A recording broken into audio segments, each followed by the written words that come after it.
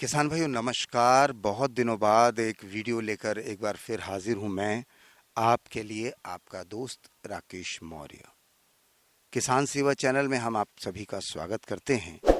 और जैसा कि किसान भाइयों आप जानते हैं, अप्रैल का महीना है और अप्रैल के महीने में बहुत सारे ऐसे काम होते हैं जो हमें ख़ास तौर पर करना पड़ता है। इन्हीं सब बातों को जानने के लिए हम आज बात करेंगे। हमारे साथ उपस्थित हैं कृषि विज्ञान केंद्र बैतूल के कृषि वैज्ञानिक डॉक्टर R.D. बारपेटे। डॉक्टर साहब नमस्कार। नमस्कार साहब। डॉक्टर साहब, अप्रैल के महीने में वैसे तो बहुत सारे किसान अपनी गेहूं की कटाई वगैरह करने के बाद में थोड़ा सा फुर्सत में रहते हैं और जिनके पास पानी है वो ग्रीष्मकालीन मूंग भी लगा लेते हैं।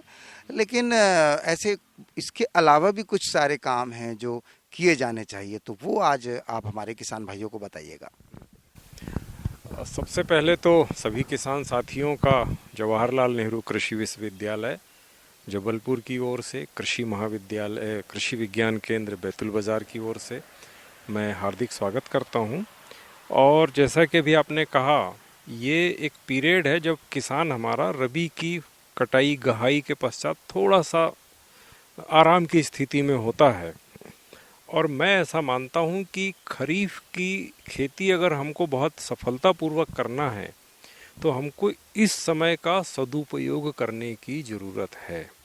विगत एक दशक से, लगभग एक दशक से सोयाबीन ने हमको लगातार बहुत अच्छा उत्पादन नहीं दिया है। कभी कभी औसत उत्पादन आया है, कभी औसत से भी नीचे गया है। और इसमें एक महती भूमिका है, बहुत अहम बिंदु होता है फसल को संतुलित मात्रा में पोषक तत्वों की सप्लाई। किस तरह से हम उसको संतुलित पोषण करें, चाहे हमारी फसल सोयाबीन हो, मक्का हो या दूसरी भी फसलें हों, आने वाले रबी की भी फसलें हों, इन सभी फसलों में संतुलित पोषण उत्पादन को बढ़ाने में, लागत को कम करने में एक बड़ा अहम बिंदु है। और संतुलित पोषण का पहला आधार है मिट्टी की जांच हम करें, और मिट्टी की जांच करने के बाद हम संतुलित मात्रा में पोषक तत्वों का एक निर्धारित मात्रा को तय करें और उसकी तैयारी अभी से करें। इसके लिए सबसे पहले अप्रैल के महीने में, जैसे ही हमारा रबी का सीज़न ख़त्म हो रहा है, हमारी फसलें कटने के बाद खेत खाली हुआ है, हम सबसे पहले मिट्टी का नमूना लें। और मिट्टी का नमूना लेके जो हमारे सबसे नज़दीक की प्रयोगशाला है, मिट्टी परीक्षण प्रयोगशाला जो सबसे नज़दीक आपको पड़ती है, वहाँ जाके हम मिट्टी की जांच करवा लें। और किसान साथियों से मेरा निवेदन है कि हम सिर्फ जो मोटे हमारे प्रमुख तत्व है, नत्रजन, स्फुर और पोटास, ये तीन के अलावा दो तत्वों को और ध्यान देने की ज़रूरत है, वो है जिंक और सल्फर। ये दो तत्व भी प्रमुख तत्वों की श्रेणी में ही मैं इनको रखूँगा, क्योंकि हमारा जो फसल पद्धति है, जो क्रॉपिंग सिस्टम हमारे ज़िले का है, उसको ध्यान में रखते हुए जिंक और सल्फर भी बेहद महत्वपूर्ण पोषक तत्व हो गए हैं, खास करके सोयाबीन के लिए और मक्का के लिए। तो इन 5 तत्वों की हम जांच करा लें और 5 तत्वों का जो आने वाली हमारी खरीफ की फसल है उसके लिए संतुलित डोज फर्टिलाइज़र का, उर्वरक का हम तय कर लें। यहाँ पे हम किसी विशेषज्ञ की मदद ले लें।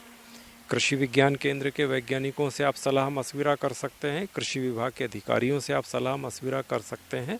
और ये काम अभी ही करने का है, ये बाद में नहीं होता है।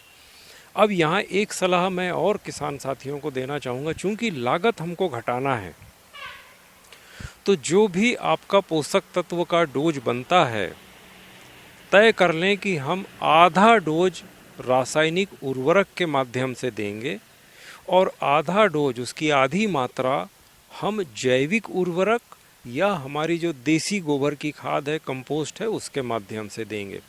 जो जैविक खाद है ये आपकी लागत को कम करते हैं, आपके मृदा स्वास्थ्य को ठीक करते हैं, पर्यावरण को ठीक करते हैं।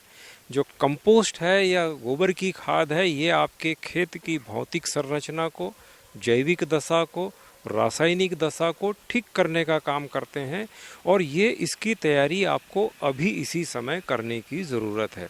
जिस समय खरीफ में हम बोने के लिए जाते हैं उस समय हमारे पास ये सब काम करने की, इन सब की तैयारी के लिए समय नहीं होता है।